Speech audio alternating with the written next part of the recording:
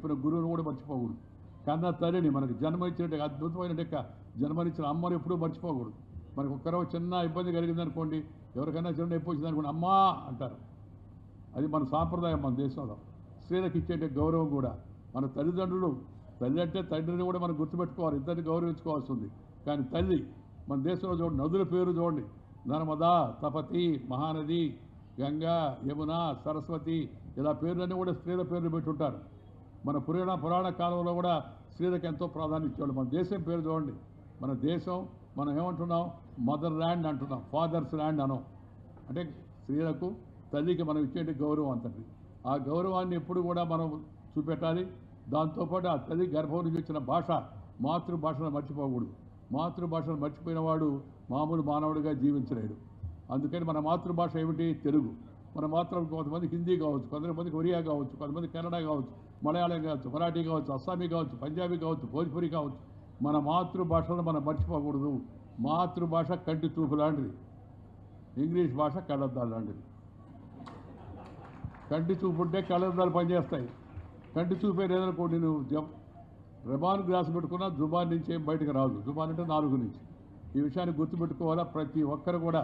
నేను ఈ మధ్య దీనికోసం ఒక రకమైన ఉద్యమంలాగా, క్యాంపెయిన్ లాగా నడుపుతున్నాను. నేను ఉపరాష్ట్రపతి అయిన తర్వాత, పార్టీ అధ్యక్షుడిగా ఉన్నప్పటికీ కూడా మాతృభాషలను ప్రోత్సహించండి. రాబోయే రోజుల్లో మన చదువు, మన విద్యా విధానం, మన సాంకేతిక పరిజ్ఞానం అంతా కూడా మాతృభాషలో అందించాలని చెప్పని మోడీ గారు చాలా పట్టుదలగా ఉన్నారు. ఇప్పటికే ఏఐసిటి, ఇప్పటికే యూజీసీ, ఇప్పటికే ఆ విభాగాలన్నీ కూడా మాతృభాషలోకి ఈ పుస్తకాలన్నీ కూడా అనువదించే ప్రయత్నంలో ఉన్నారు.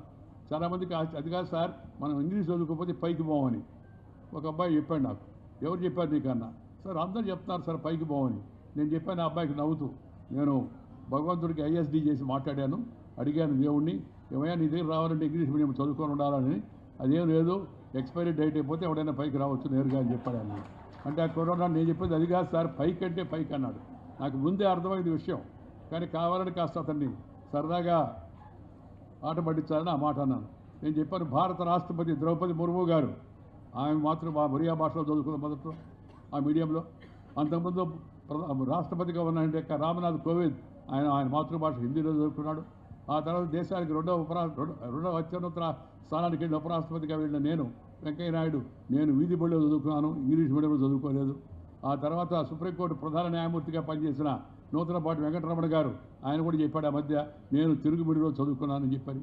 ప్రధానమంత్రిగా నరేంద్ర మోడీ గారు, ప్రపంచ ప్రఖ్యాతిగాంచిన ప్రముఖ నాయకుడిగా పేర్కొన్న నరేంద్ర మోడీ గారు, ఆయన మాతృభాషలో ఆయన చదువుకున్నాడు. అందువల్ల ఇంగ్లీష్ వస్తే కానీ పైకి పోలేమని చెప్పి అనుకోవడం పొరపాటు కాదు. నేను ఇంగ్లీష్కి వ్యతిరేకం కాదు. ముందు అమ్మ భాషలో మాట్లాడండి. అమ్మ భాషలో మాట్లాడితే అమ్మ భాషలో చిన్నప్పుడు పాఠాలు చెప్తే పిల్లలకి నేరుగా సులభంగా ఎక్కుతుంది. అలా కాకుండా ఇంగ్లీష్ భాషలో చెప్తే ముందు భాష నేర్చుకోవాలా, ఆ తర్వాత విషయాన్ని నేర్చుకోవాలా.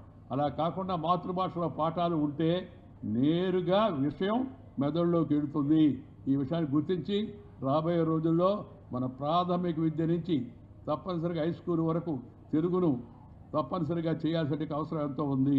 నాకు మొన్న ఎవరో చెప్పారు, సార్ ఆప్షన్ ఉంది కదా అని. ఆప్షన్ ఎందుకు ఆప్షన్? ఇది తెలుగుదేశం. తెలుగుదేశం పార్టీ కాదు, గన్నబాబు పార్టీ కాదు, తెలుగు రాష్ట్రం ఇది, తెలుగుదేశం ఇది.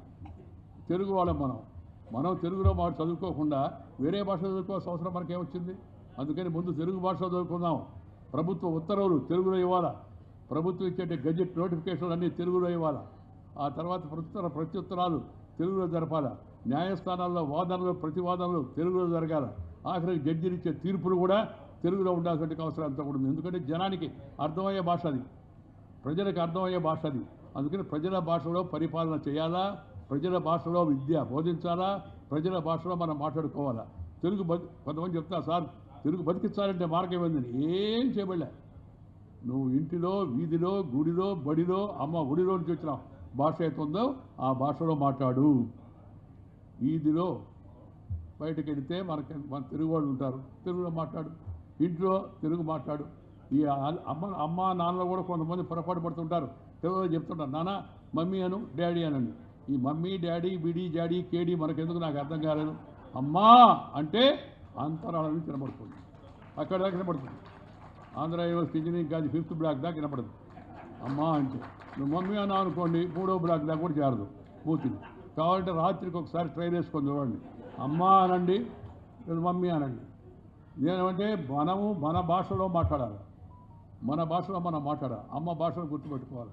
మన కట్టు బొట్టు మాట ఆట పాట భాష యాస గోస, ఆఖరికి మన తిట్టు కూడా మన భాషలోనే ఉండాలి. తిట్టు మన భాషలో తిడితే ఎంత బాగుంటుంది చెప్పండి. తింటూ ఉంటే మనకి ఇంగ్లీష్లో తిడితే డర్టీ ఫెలో అని. మనము తెలుగు వాళ్ళకి. నేను ఉపరాష్ట్రపతి అయిన తర్వాత పత్రిక వాళ్ళు నన్ను అడిగారు, sir now that you become vice president Delhi press వాళ్ళు. అవును వైస్ ప్రెసిడెంట్ కదా అన్న.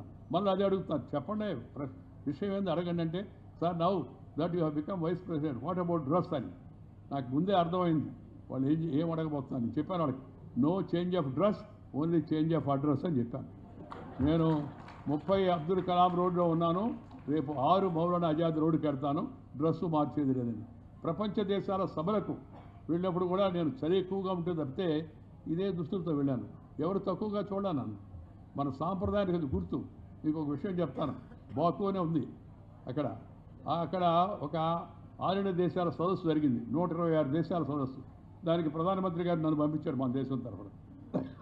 బకు అనే ప్లేస్లో అజర్బైజాన్లో మీటింగ్ ప్రారంభమైంది. మరుసటి రోజు పేపర్లో ఫోటో వచ్చింది. ఆ ఫోటో చూస్తే 126 దేశాల అధిపతులు ఉన్నారు, నేను ఉన్నాను మధ్యలో. వాళ్ళందరికన్నా నా ఫోటో బాగా కనపడుతుంది.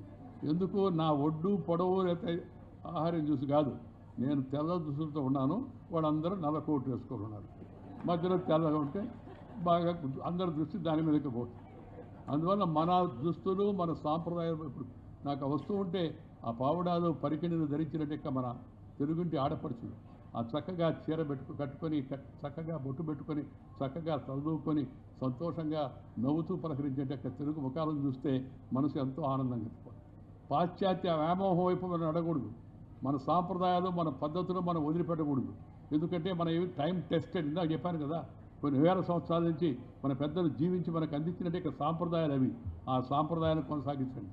ఈ పండుగలకు మనం మంచిగా ఆహారం భుజిస్తూ పేదవాళ్ళకు కూడా మనం ఆహారాన్ని పంచిస్తాం. మా తాత చెప్పేవాడు నన్ను సెలవులకు. ఇందాక చెప్పాను కదా, సెలవులకు వచ్చినప్పుడు ఊరికి వచ్చి పొలం పోదాం పరా అనేవాడు. సరే పొలం ఒకటేమో నారేత, రెండోది జొన్న చేలు సజ్జ తోటలు ఆడికి తీసుకెళ్ళేవాడు. మంచి ఉంది కదా, ఆ మంచి పైన ఎక్కి ఒక ఒడిశాలు తీసుకొని దాంట్లో రాయేసి ఇసురు పక్షులన్నీ వెళ్ళిపోతాయనేవాడు. ఎందుకంటే లేకపోతే పక్షులు వచ్చి తినేస్తాయి, జొన్న కంకులు సజ్జ కంకులు వరి కంకులు కూడా తింటాయి, వాటికి తెరవదు, అందుకని వాటిని తెరవాలంటే ఒడిశాలతో రాయేయమనేవాడు. సరే అయిపోయింది. తర్వాత సంక్రాంతి వచ్చింది. సంక్రాంతి అప్పుడు చూస్తే ఆ వరి కంకులు ఆ జొన్న కంకులు ఆ సజ్జ కంకులు కొన్ని కోసుకొని రాండి అనేవాడు. వచ్చిన తర్వాత అవన్నీ ఇంట్లో పందిరికి ఏలాడ తీసేవాడు. దేనికి తాత అంటే రే పక్షులకు రా. అప్పుడేమో పక్షులనేమో తరివేయమంటే రాయి ఇచ్చి, ఇప్పుడేమో పక్షులకు మనం ఇంటి ముందు ఏలాడ చూస్తున్నామంటే పక్షులకు అది పండిందా పండలేదా అని తెలవదరా, వాటి కొరికే చెడు చేస్తాయి. ఇప్పుడు పంటని ఇంటికి వచ్చింది, నువ్వు సంతోషంగా ఉన్నావు, నీ సంతోషాన్ని పశుపక్షాదులతో కూడా కలిసి పంచుకోవాల్సిన అవసరం ఎంతో ఉంది. అదే మన భారతీయ సాంప్రదాయ సంస్కృతి.